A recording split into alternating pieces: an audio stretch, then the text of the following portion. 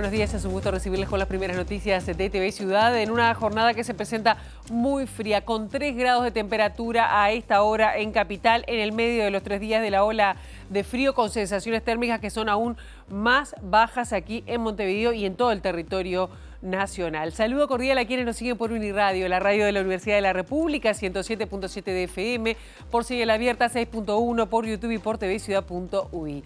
Vamos a repasar rápidamente el pronóstico de meteorología para las próximas horas. ¿Qué nos dice para hoy? Bueno, la máxima va a ser de 9 grados. Salgan bien abrigados porque la jornada va a estar fría. No se prevén lluvias, el cielo estará algo nuboso en Capital.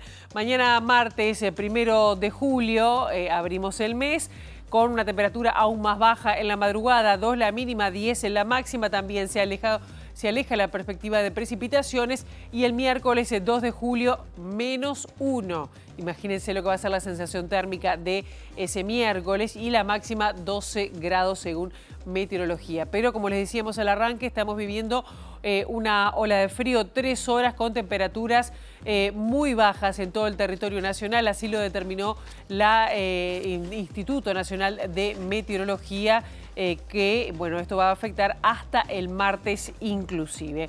Pero vamos a estar desarrollando otros temas hasta las 9 de la mañana. Muchos de ellos tienen que ver con lo que está haciendo el presidente de la República, Yamandu Orsi, que participa de la 4ª Conferencia Internacional sobre Financiación para el Desarrollo. Está en Sevilla, España, participando además anoche en una cena dada por el rey Felipe VI y la reina Leticia Ortiz. Orsi estará fuera del país hasta el 7 de julio, que bueno, estará brevemente porque luego participará de la cumbre del Mercosur, siendo sustituido por la vicepresidenta Carolina Cose. También hay novedades que vamos a estar desarrollando porque desde este martes 1 de julio suben los combustibles, pero con una salvedad. Baja la garrafa de 13 kilos, baja 100 pesos durante los meses de julio y agosto, según determinó el Poder Ejecutivo. Y también vamos a estar hablando con foco en el Ministerio, en el Parlamento, debí decir, porque en el medio de un paro de 30 gremiales vinculadas a distintas profesiones, con un paro médico nacional de 24 horas que coincide con el tratamiento en el Parlamento del proyecto de ley de reforma de la Caja de Jubilaciones y Pensiones Profesionales. Vamos a estar allí saliendo desde el Parlamento. La oposición ya anunció que se va a pedir que se retrase, se vote una segunda prórroga hasta el miércoles 2 de julio. También vamos a estar mirando y repasando lo que fue la convención del Partido Nacional, donde el senador Álvaro Delgado fue electo presidente del directorio nacionalista. Javier García, quien salió segundo, recibió mucho apoyo, sobre todo desde la tribuna de los nacionalistas. Y también con un foco en Chile, con 60% de los votos, Janet Jara ganó con margen las elecciones internas del oficialismo en Chile y será la candidata de la Unidad por Chile, el conglomerado oficialista. Sobre las 8:30 de la mañana vamos a estar hablando del Ministerio de Justicia y Derechos Humanos desde una visión crítica, como es la que tiene Jorge Chediak, expresidente de la Suprema Corte de Justicia, que bueno, va a hacer sus puntualizaciones respecto a qué le parece bien, qué le parece mal de esta iniciativa que está impulsando el Poder Ejecutivo sobre este Ministerio de Justicia y Derechos Humanos. Ahora, ¿qué les parece si abrimos la ventana hacia las calles de Montevideo para con datos del Centro de Gestión de Movilidad, ver por dónde circular, por dónde no? @IMTránsito, @MBTransporte para seguir en tiempo real cualquier cambio en la circulación. Les decimos que está cortado Guana entre Eduardo Acevedo y Jackson. El corte será hasta las 5 de la tarde por Izaje de Grúa. Tomás Villalba entre Adolfo Berro y Atanasio Aguirre. El corte será hasta el 12 de julio por trabajos de saneamiento. Y Grito de Ascenso entre Cuaro y Suárez. El corte se va a extender hasta el 6 de julio por trabajos de saneamiento. Qué lindo sol que veíamos recién allí por la Rambla de Montevideo. Qué cargado que está esta hora, ¿no? Con el frío que hay imperante en la ciudad.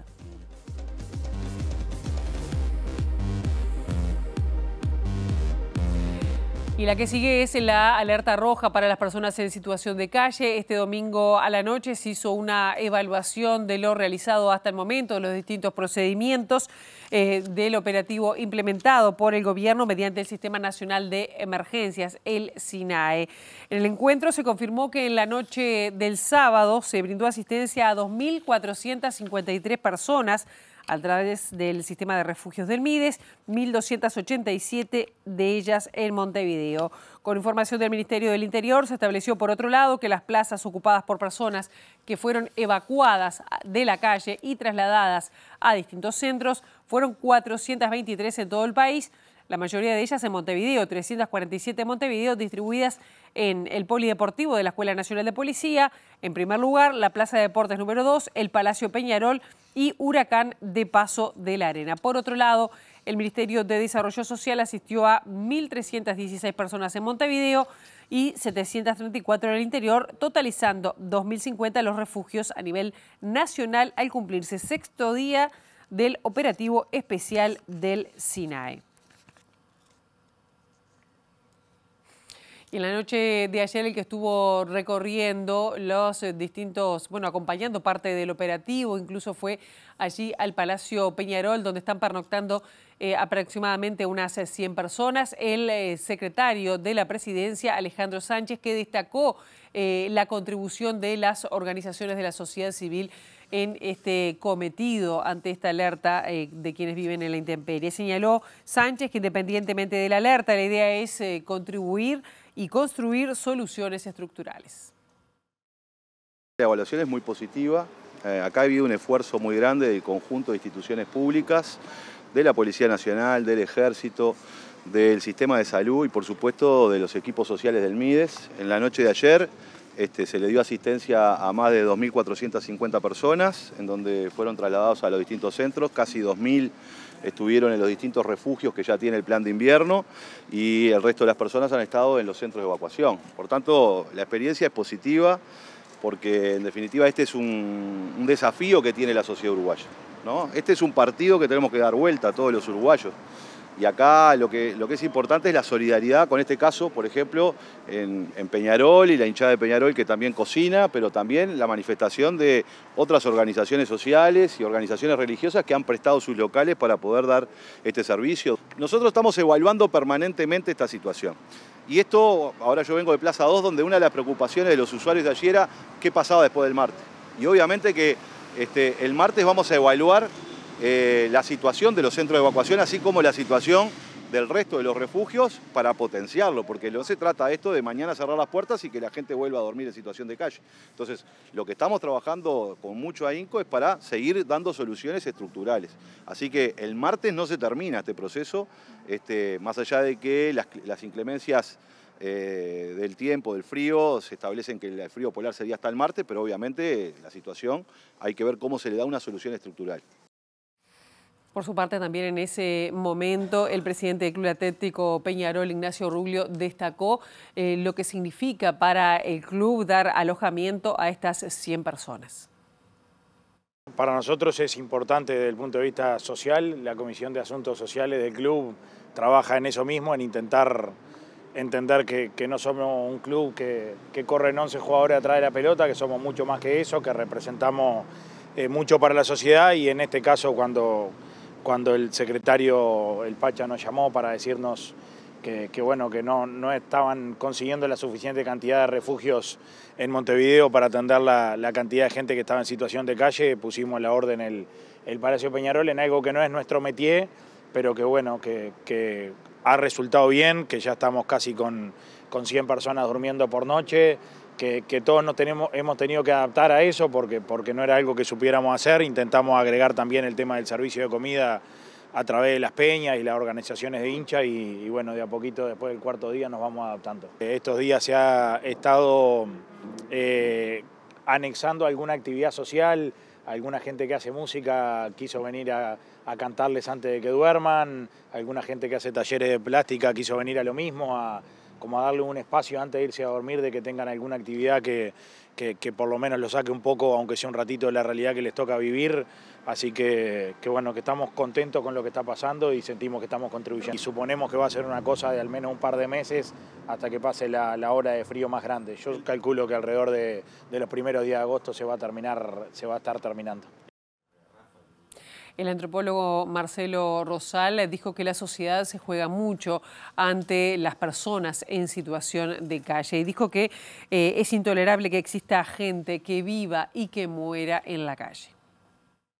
Los pobres son más castigados y viven menos tiempo que los más ricos. Entonces, la muerte que puede ocurrir en el frío del invierno es gestada en meses o años de vida en la calle. Solo imaginarse lo que es pasar un día en la calle, juntar esos cartones. Hay como una otredad que está en el cuerpo. Muchas veces se dice, no, tienen otra cultura. No, tienen otro cuerpo que hay que acostumbrar cotidianamente y sobrellevar día a día eso. Por eso digo, ellos lo dicen, ellas lo dicen, es intolerable.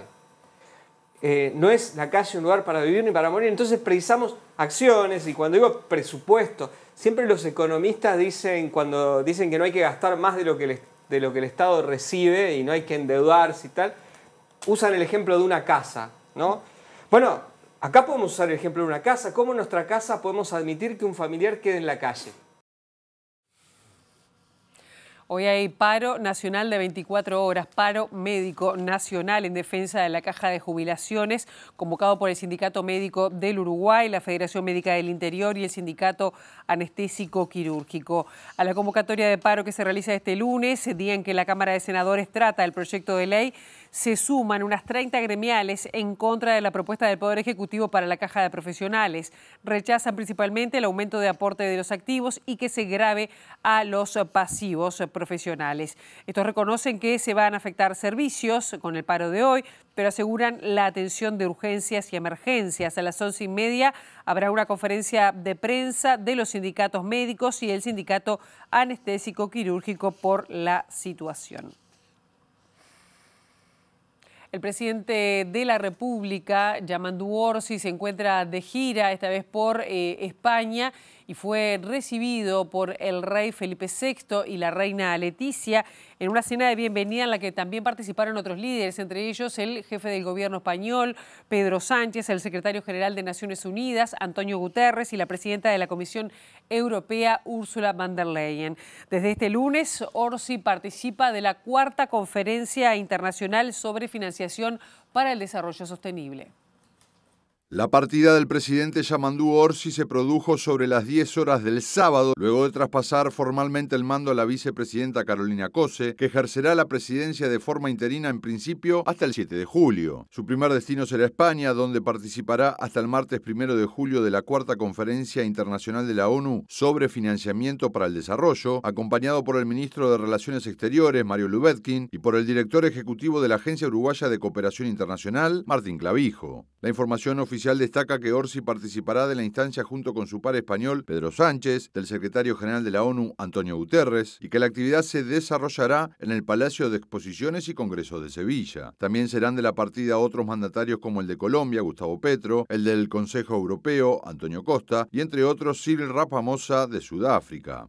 Luego de España, Orsi volará hasta la capital de Argentina para participar el jueves 3 de julio de su primera cumbre de presidentes del Mercosur, donde el anfitrión Javier Milei pasará la conducción semestral del bloque a Lula da Silva de Brasil. Orsi ya había estado en una instancia similar, pero como presidente electo en diciembre de 2024, cuando fue invitado por el expresidente Luis Lacalle Pou. El final de la gira será en Río de Janeiro el 6 y 7 de julio, donde el presidente uruguayo fue invitado a participar de la cumbre presidencial de los BRICS, el grupo de países con economías emergentes que impulsa un nuevo orden mundial, liderado por Brasil, Rusia, China y Sudáfrica. Después de culminar su visita a España, el presidente Orsi va a arribar a Buenos Aires para participar de la cumbre del Mercosur, donde hay expectativas que pueda haber anuncios respecto al acuerdo regional entre bloques, entre el Mercosur y la Unión Europea. Sin embargo, este domingo se supo que Italia podría sumarse a la llamada minoría de bloqueo al pacto que encabeza el presidente francés Emmanuel Macron. Estamos constituyendo esa minoría de bloqueo, afirmó la portavoz del gobierno francés Sophie Primas este domingo, a pocas horas del inicio de la cumbre presidencial del Mercosur, a la cual los mandatarios suramericanos llegan con optimismo en cuanto a poder cerrar el acuerdo comercial con la Unión Europea, ratificado en diciembre en Montevideo. En este contexto, el ministro de Asuntos Europeos de Francia, Benjamin Haddad, y el de Italia, Tomás Sofotti, publicaron hace una semana una declaración solicitando nuevas cláusulas de salvaguarda. Según Primas, esto evidencia que Roma podría unirse a la minoría de bloqueo. La portavoz destacó que Francia no está sola y subrayó la postura de Polonia contra el acuerdo Unión Europea-Mercosur, en referencia a las críticas realizadas el miércoles por el ministro de Agricultura de ese país hacia la Comisión Europea por intentar avanzar con el pacto sin consenso. Además de Italia, el presidente francés Emmanuel Macron pretende persuadir a una decena de países que se oponen o muestran reparos respecto al tratado. Si la Comisión Europea decide dividir el acuerdo en uno político y otro comercial, para el bloqueo de este último alcanzaría con 4 países que representen un mínimo del 35% de la población de la Unión Europea. Hay varios países que apoyan esta idea, dijo Macron este jueves, al concluir el Consejo Europeo realizado en Bruselas, y reiteró la oposición francesa al acuerdo en su formato actual. A partir de este martes, 1 de julio, comenzará a regir el nuevo precio de la recarga de garrafas de Supergas, que por los meses de julio y agosto costará 100 pesos menos. El presidente de la República, Yamandu Orsi, firmó el decreto que determina que el envase costará 1.050 pesos. En tanto, los precios de la nafta y el gasoil se ajustarán levemente al alza, con 0,25 pesos la nafta y 1 peso más el gasoil.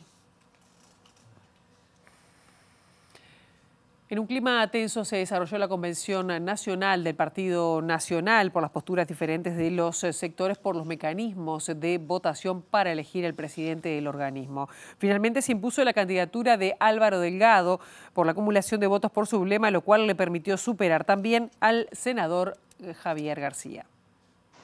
La jornada comenzó a las 10 horas de este sábado 27 en el Parque Social Cambadu. A las 11, la presidenta saliente del partido, Macarena Rubio, se dirigió a los convencionales y la militancia presente con un discurso en el que declaró que los blancos son herederos de las causas justas y abanderados de la libertad. Más tarde habló el expresidente Luis Lacalle Pou, quien llamó a la unidad del partido y exhortó a terminar la convención todos abrazados. Luego de un breve discurso por parte de cada uno de los 4 postulantes, se procedió a la votación, que comenzó al mediodía y se extendió hasta las 15 horas. El escrutinio duró aproximadamente 1 hora y poco después de las 16 horas se conocieron los resultados. El candidato Álvaro Delgado, siendo el candidato más votado, resultó electo presidente del honorable directorio del Partido Nacional. Las 2 listas encabezadas por Álvaro Delgado obtuvieron un total de 201 votos, seguido por la lista de Javier García con 184, la de Luis Alberto Heber con 45 y por último la de Carlos Enciso con 33 votos. Por lo tanto, la distribución de los cargos del directorio quedó conformada de la siguiente manera: 7 cargos para quienes apoyaron a Delgado, 5 para los que acompañaron a García, mientras que Heber y Enciso obtuvieron una sola representación en el directorio cada uno. Además del deseo de abrazo entre los 4 candidatos que se presentaron para disputar la presidencia del directorio del Partido Nacional, el expresidente Lacalle brindó un discurso en el que dejó entrever su posible postulación para 2029. ¿Y qué viene después del sábado 28? Una adivinanza bien difícil. El 29. Viene el 29 y viene el 29. El 29 y el 29.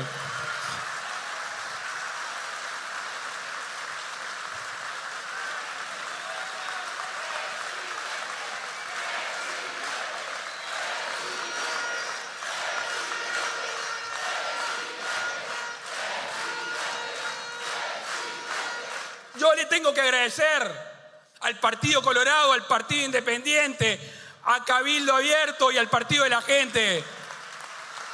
5 años de coalición que nos deja un aprendizaje para el 29. En otro tramo de su intervención, el expresidente se refirió a las tensiones previas a la convención por la intención de acumular votos por sublema que impulsó el senador Álvaro Delgado y la contramedida que intentó imponer la candidatura del senador Javier García para que el voto fuera secreto. Y yo quiero que piensen, cuando terminen esta tardecita, que vuelven a su casa y en la puerta de su casa hay 1000 blancos esperándolos. Che, ¿cómo te fue? ¿Qué hiciste? Porque nosotros no somos convencionales. ¿Cómo estuvo? Yo quiero que le digan vibrante, discutida, lucha electoral y terminamos todos abrazados. Y pese a este mensaje o clima de unidad que intentó imponer el expresidente de la República, sin embargo hubo momentos de abucheo justamente cuando se dieron a conocer los resultados de la votación. Procediéndose a realizar el escrutinio correspondiente, el resultado que arrojó el mismo fue: la hoja encabezada por Javier García obtuvo la cantidad de 184 votos. La hoja encabezada por Luis Alberto Heber obtuvo la cantidad de 45 votos. La hoja encabezada por Carlos Enciso obtuvo la cantidad de 33 votos. La hoja encabezada por Álvaro Delgado, distintivo La Unión Nos Hará Fuerza, obtuvo la cantidad de 141 votos. Y la hoja encabezada por Álvaro Delgado, distintivo de Centro, obtuvo la cantidad de 60 votos. Por ende, el candidato Álvaro Delgado, siendo el candidato más votado, resultó electo presidente del honorable directorio del Partido Nacional.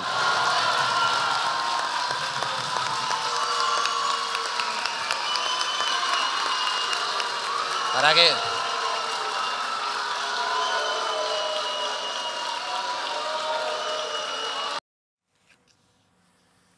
En rueda de prensa, tras conocerse el resultado, Álvaro Delgado dijo que dejará su banca en el Senado para dedicarse de lleno a su nueva responsabilidad como líder opositor a un gobierno que, según dijo, no tiene rumbo. En esa línea se mostró abierto a considerar una mesa de coordinación ejecutiva entre los miembros de la coalición multicolor, como lo viene reclamando el Partido Colorado desde el año 2019.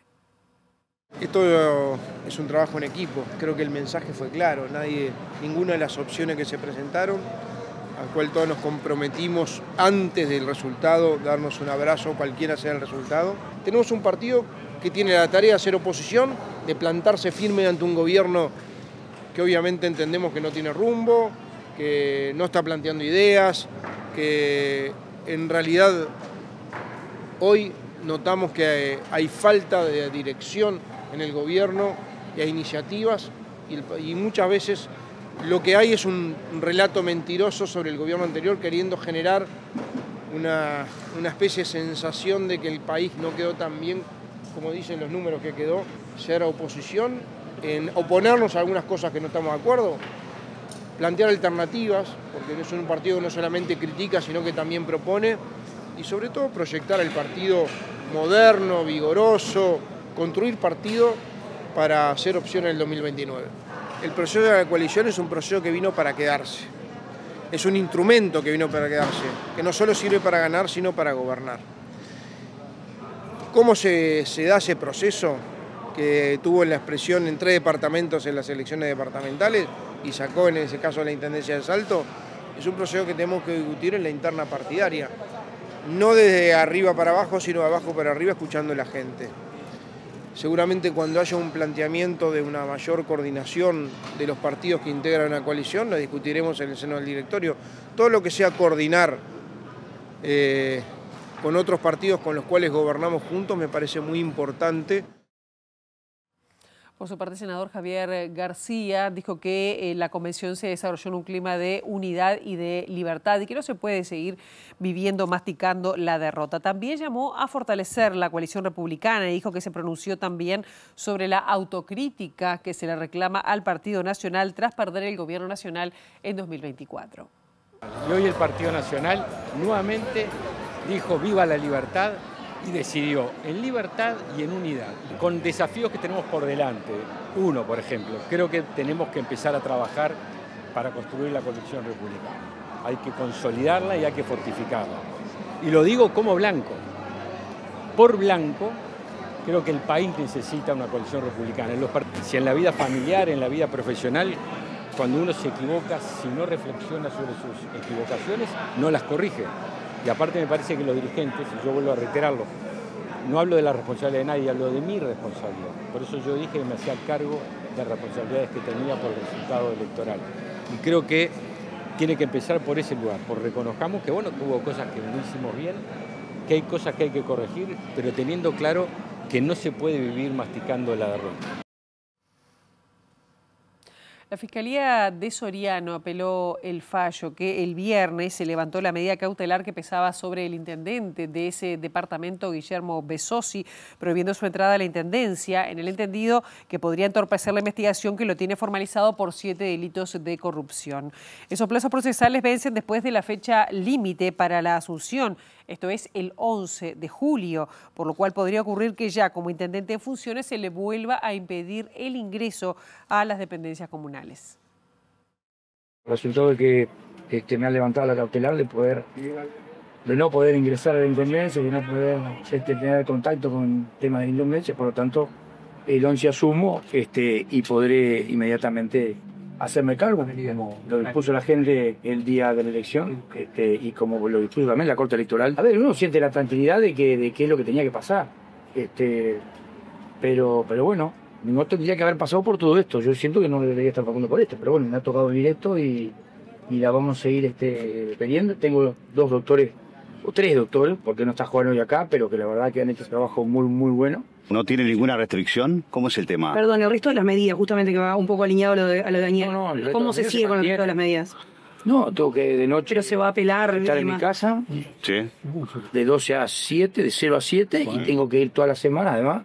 Eso continúa. Voy a firmar a la subtercera. Luego de conocido el fallo, la Fiscalía apeló la decisión de levantar la medida cautelar y desde el lunes tendrá 6 días para fundamentar su pedido. Posteriormente, la defensa del intendente electo tendrá otro tiempo similar para hacer sus descargos antes de que el juzgado se pronuncie nuevamente, según explicaron los abogados de Besosi. Esos plazos vencen después del 11 de julio, fecha límite para las asunciones. Por tanto, puede darse que ya con Besosi en el cargo se le vuelva a prohibir el ingreso a dependencias de la intendencia.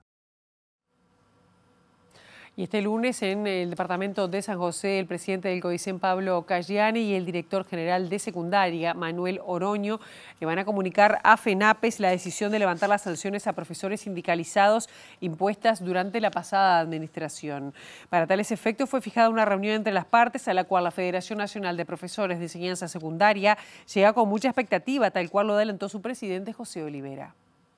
Esta reunión se da en el marco del ámbito instalado en el Ministerio de Trabajo y Seguridad Social el pasado 21 de abril, donde el Ministerio busca que el Estado uruguayo dé cumplimiento a lo que han sido las recomendaciones del Comité de Libertad Sindical de la OIT ante la queja que oportunamente presentara FENAPE, que fue admitida por la OIT y analizada por el Comité de Libertad Sindical, y que estableció que el Estado uruguayo debía revisar sobre la sanción a los compañeros y compañeras del Liceo San José por haber ejercido el legítimo derecho a la libertad de expresión. Pero lamentablemente un CODICEN encabezado en ese entonces por Robert Silva y más tarde por quien lo sucedió, no dio lugar a generar ese espacio de negociación que hoy se está instalando, que ha tenido 2 instancias y que el próximo lunes tendrá una tercera ya de forma más bipartita, directa, donde las autoridades de la educación junto a la FENAPES estarán analizando los pasos que viene dando la administración desde el punto de vista administrativo, desde el punto de vista jurídico, para revertir esta sanción, porque hoy hay elementos de sobra que certifican, aunque dan garantías, incluso desde otros ámbitos,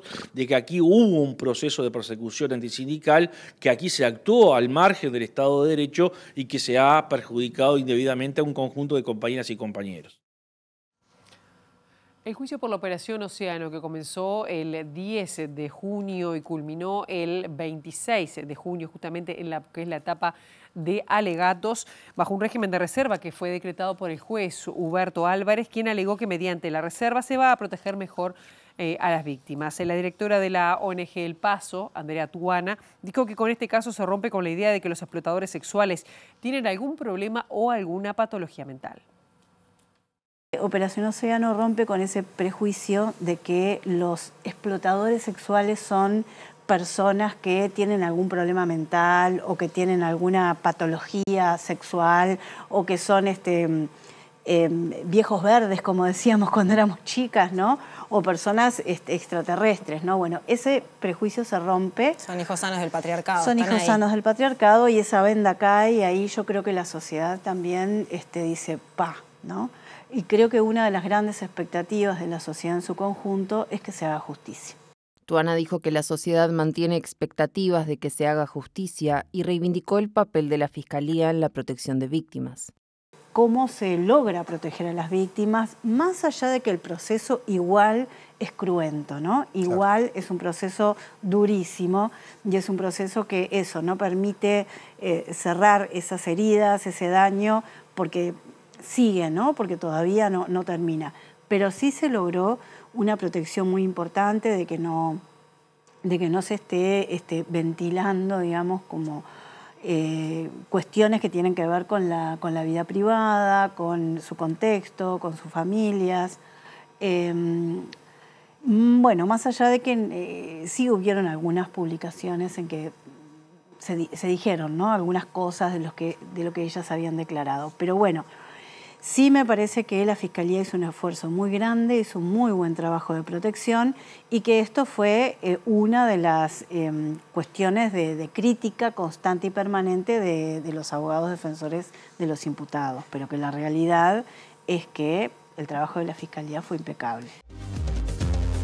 Esta semana vamos a estar hablando de lo que tiene que ver, hoy vamos a estar hablando de lo que tiene que ver con el Ministerio de Justicia y Derechos Humanos, un tema que el Poder Ejecutivo puso sobre la mesa en los últimos días mediante un seminario internacional con invitados extranjeros, pero bueno, queremos recabar la opinión de personas que han seguido el tema, que tienen opinión sobre este tema y bueno, estamos recibiendo con muchísimo gusto a Jorge Echedía, quien ex titular de la Suprema Corte de Justicia y ex secretario nacional antilavado. ¿Cómo anda? Gracias por estos minutos. No, un gusto, como siempre.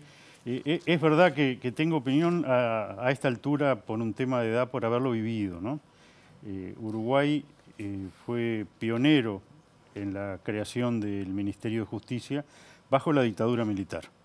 Y en realidad la función que tuvo ese Ministerio de Justicia fue tener todo el sistema de justicia controlado por el Poder Ejecutivo. Cuando digo todo el sistema de justicia, todo lo que es el Poder Judicial, la Suprema Corte de Justicia dejó de ser suprema. Es muy gracioso porque para ahorrar en el frontispicio de la Corte, que está en letras de bronce, sacaron Suprema, entonces decía Corte de Justicia corrida, porque ya no quedó encuadrada en la puerta. Y tenía la Fiscalía también, o sea, tenía todo el sistema, incluso controlaba el Tribunal de lo Contencioso Administrativo.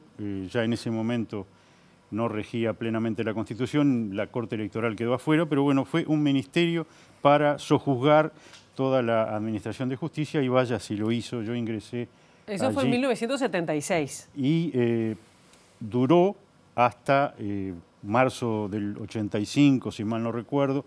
En algún momento era tan descarnada o tan indefendible esa situación donde el Poder Ejecutivo controlaba todo, que se creó un Consejo de la Magistratura, donde básicamente igual presidía el señor Ministro de Justicia, pero ya integraban 2 ministros de Tribunales de Apelaciones del Poder Judicial, no me acuerdo si alguien de la Corte también, y bueno, se desdibujaba un poco esa situación. Igual ahora estamos en un contexto de democracia eso que es distinto. Un monstruo que no puede replicarse en democracia porque básicamente habría que dinamitar la Constitución de la República.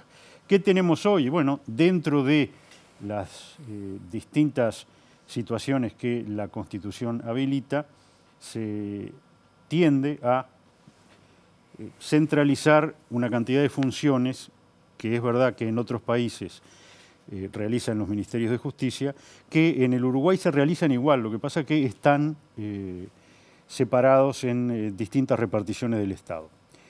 A mí la que realmente me parece que es medular en este caso y en donde Uruguay ha tenido idas y vueltas, en muchas cosas hemos tenido idas y vueltas, pero con el sistema carcelario hemos tenido idas y vueltas. Es muy curioso porque quizás los jóvenes piensan que el sistema carcelario siempre estuvo en el Ministerio del Interior, que no es la mejor opción para nada. Llegó a estar, si mal no recuerdo, en Educación y Cultura el sistema carcelario. ¿Por qué no es una buena opción que esté el Ministerio de Justicia, el sistema carcelario en el Ministerio del Interior?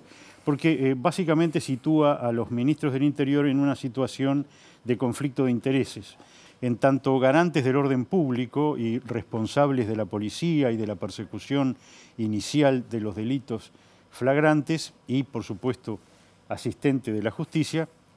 El mayor interés del Ministerio del Interior es resolver la mayor cantidad de delitos que se pueda y aprender la mayor cantidad de autores de esos delitos que se pueda. Es decir, lograr la imputación penal del mayor número de personas que se pueda con el correspondiente aumento de la población carcelaria, porque básicamente sigue siendo bastante cierto que según los delitos y los casos, más o menos 1 de cada 2 personas que cometen delitos, esto ha sido tradicional, tiene medidas alternativas y la otra está privada de su libertad ambulatoria. Ahora, a ese le crea el conflicto de intereses con la población carcelaria, porque como responsable final del sistema carcelario no le interesa o le complica que haya sobrepoblación. Entonces, básicamente, su interés como ministro del Interior puro es que haya la mayor cantidad de delitos resueltos y su interés como responsable final del sistema carcelario es que no haya tantos presos. Ahora, yo le pregunto... Y eso es contradictorio. Claro, yo le pregunto, ¿por qué el Poder Ejecutivo, primero que el tema del Ministerio de Justicia ha estado por lo menos en 3 de los partidos que disputaron, ¿no?, en la campaña electoral de este país?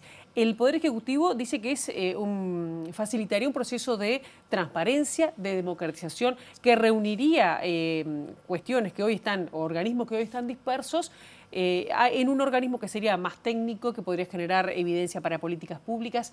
No, ¿usted no lo ve así? Por supuesto, todo tiene baldosas blancas y baldosas negras, tiene argumentos a favor y argumentos en contra. Yo creo que en este caso, en este ministerio de tan mala fama, como lo dijo abriendo el paraguas el señor presidente de la República, estuvo muy inteligente señalando que tiene una mala fama, yo agrego, tiene una mala fama muy merecida el Ministerio de Justicia. Y es cierto que muchos países tienen ministerios de justicia, también es cierto que el país que en las 3 Américas ranquea mejor en independencia judicial es el Uruguay, o sea, nosotros no necesitamos en realidad, yo lo vengo diciendo hace 20 años, que nos vengan a dar lecciones, más bien vengan a preguntarnos cómo hacer una cantidad de cosas, no quiere decir que seamos perfectos. Básicamente, las funciones que se pretende asignar al Ministerio de Justicia ya se están realizando por distintos ministerios o por la Suprema Corte de Justicia, porque básicamente se dice no, tendríamos el tema de la defensa pública, es decir, los viejos defensores de oficio que brindan servicio en todas las materias en el Uruguay, que eso es atípico, gratuito, a quienes no tienen los recursos suficientes, eso ya está en la Corte. Es cierto que hay un tradicional reclamo de los defensores de oficio de ser un servicio independiente, que en este caso pasaría a depender no de la Corte, sino del Ministerio de Justicia, pero igual las designaciones las tendría que seguir haciendo la Corte que eso está en la Constitución de la República. Ahora, básicamente, ¿por qué hay una de las razones por las cuales los defensores se quieren independizar de la Corte? Es un tema presupuestal. Ellos entienden que su nivel salarial no es el que aspirarían a tener y el resto de los gremios del Poder Judicial, que son 6, y la Corte, entendemos que su nivel es adecuado y que ganan lo que corresponde a las tareas y la dedicación que ellos tienen. Se habla también de la defensa del Estado a nivel internacional. La defensa del Estado a nivel internacional no ha sido mala y en general se contratan estudios internacionales porque no hay más remedio. Sí se está litigando en cortes extranjeras, la mayoría de las veces en Nueva York, porque eso se pacta contractualmente. Se había hablado de centralizar de alguna manera la defensa del Estado, que cada organismo tiene su jurídica que lo defiende, por ejemplo, ante el Tribunal de lo Contencioso Administrativo, que es cierto que el Estado pierde muchísimos casos en el Tribunal de lo Contencioso Administrativo. Ahora, ahí hay como un escamotear el diagnóstico, pese a que se acepta muchas veces que el Estado no está tan bien defendido por sus abogados como debería. En realidad, el Estado está, en mi experiencia de 45 años a esta altura, está bastante bien defendido. Lo que pasa que el tema de por qué el Estado pierde muchos juicios no está en la capacidad de sus abogados, de sus jurídicas, sino en las decisiones que se tomaron antes. Claro. Es decir, en los errores al dictar los actos administrativos que no se adecuaron totalmente al derecho en todas las reparticiones. ¿A usted le parece que la creación de un Ministerio de Justicia afectaría la independencia del Poder Judicial, uno de los 3 poderes del Estado? De alguna manera arrincona en el funcionamiento, pasa a ser un centro de poder nuevo.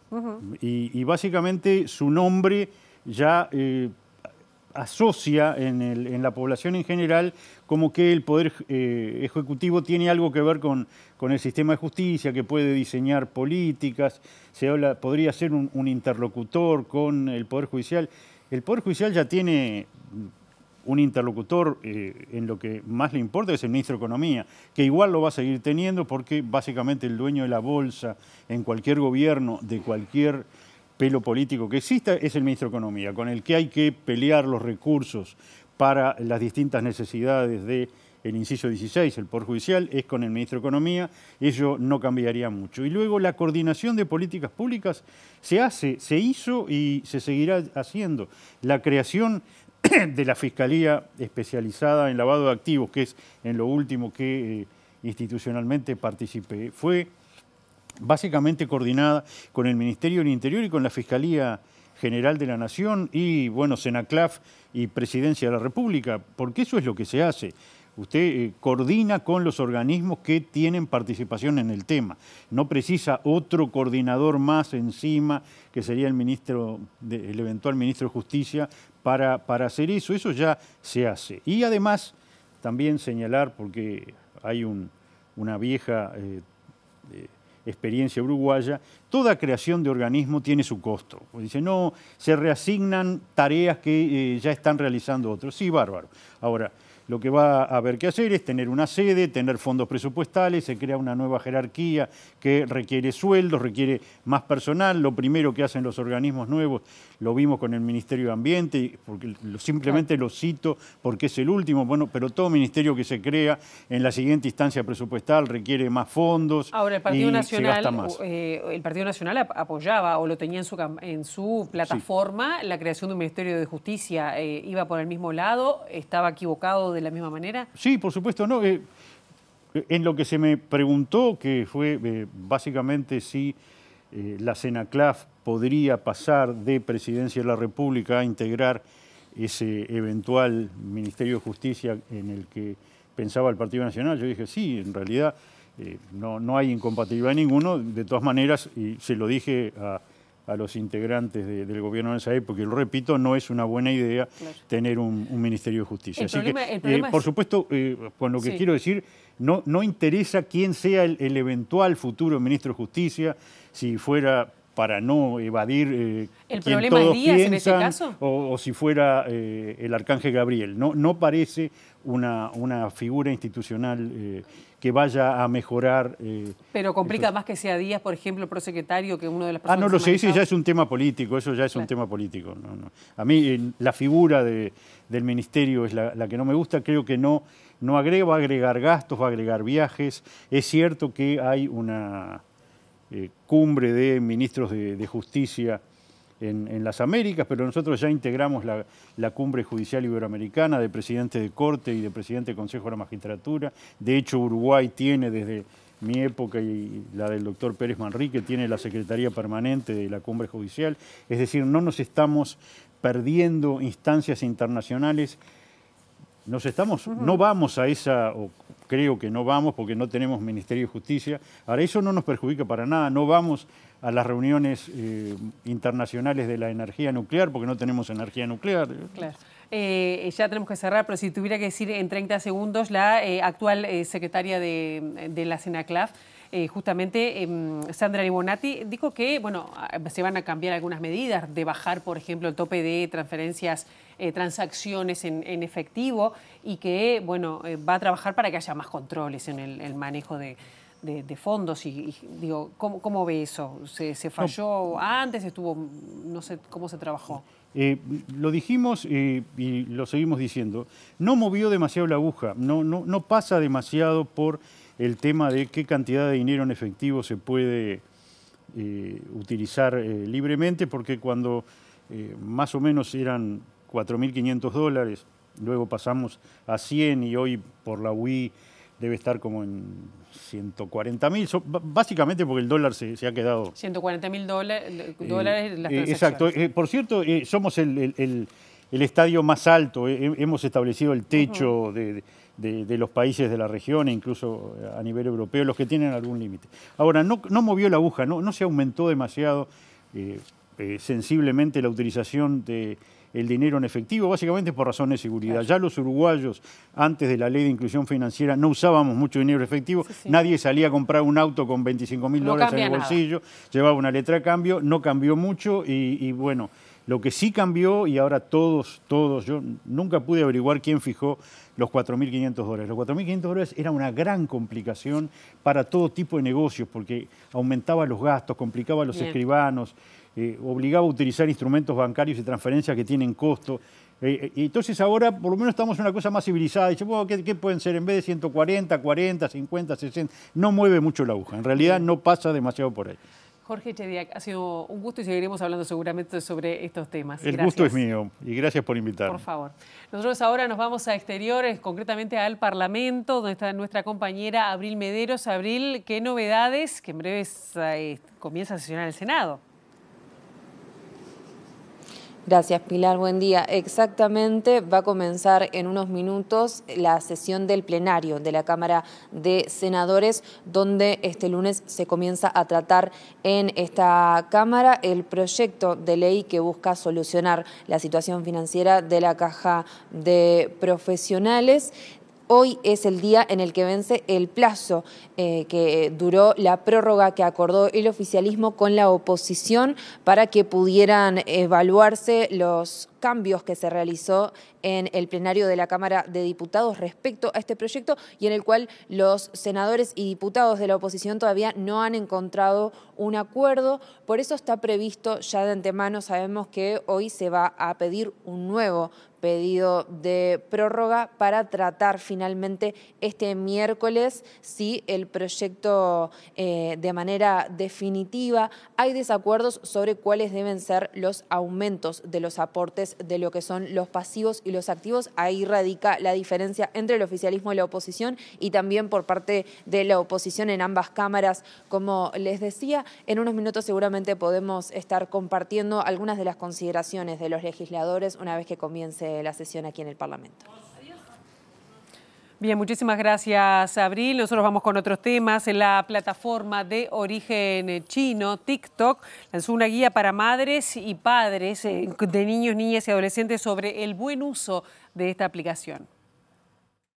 La presentación de la guía se realizó el martes 24 de junio en el Hotel NH Columbia y fue organizada por TikTok, la Asociación Civil El Abrojo y DECEM, con el objetivo de propiciar un entorno digital más seguro para las infancias y adolescencias. Del evento participó el director de Políticas Públicas de TikTok para América Latina, Edgar Rodríguez Rudich, quien destacó que la guía es una herramienta que busca algo muy sencillo de explicar, pero muy complejo de hacer en casa. El objetivo, señaló, es facilitar conversaciones inteligentes en casa sobre la experiencia digital de nuestras hijas e hijos, y para eso es necesario que los adultos conozcan sus funciones básicas. Se recordó entonces que TikTok está prohibido para menores de 13 años y ofrece distintas restricciones hasta cumplir los 18, por eso se recomienda registrarse con la edad real. Las cuentas de menores de 15 años, por ejemplo, no pueden enviar ni recibir mensajes directos. Cada video puede configurarse para ser visible solo por el usuario, por amigos, por seguidores o por toda la comunidad, dependiendo de la edad declarada en la cuenta.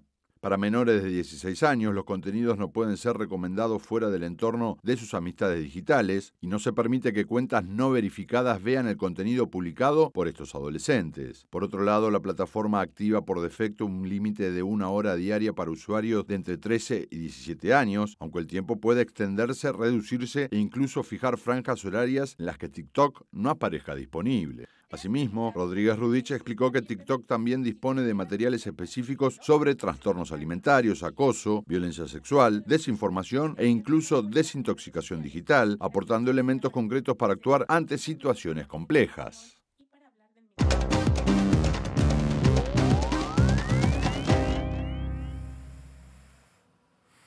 Y en Chile, la exministra Janet Jara ganó las elecciones primarias y se convirtió en la candidata de la izquierda trasandina. Jara, dirigente del Partido Comunista, pidió unidad para detener a la ultraderecha en las elecciones de finales de año.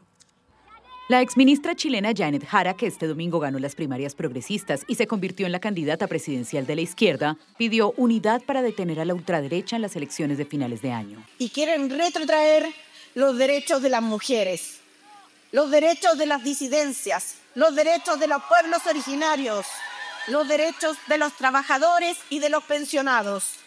Y los llamo a no soltar nuestras manos, a tenerlas juntas para enfrentar desde la unidad política y social más amplia posible a la ultraderecha chilena y detenerla.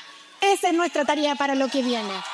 Esta es la primera vez en la historia chilena que un comunista se convierte en el candidato presidencial de toda la izquierda, por lo que la victoria de Jara supone el triunfo del ala más dura de la amplia coalición con la que gobierna el presidente Gabriel Boric y representa un golpe para la socialdemocracia tradicional chilena y el partido del mandatario, el Frente Amplio, cuyo candidato quedó en tercer lugar con apenas el 3% de los votos. Jara, de 51 años y militante del Partido Comunista, ganó por un amplio margen de más del 60% a la candidata de la socialdemocracia tradicional, Carolina Toja. No vengo con milagros, pero sí con la garantía de que trabajaremos incansablemente por nuestro país, incansablemente. Hasta aquí llegamos con esta primera edición. Ahora quedan en compañía de Ciudad Viva, la actualización informativa a las 3 y nosotros nos reencontramos mañana bien tempranito a las 8 aquí en TV Ciudad. Pasen bien, buena jornada.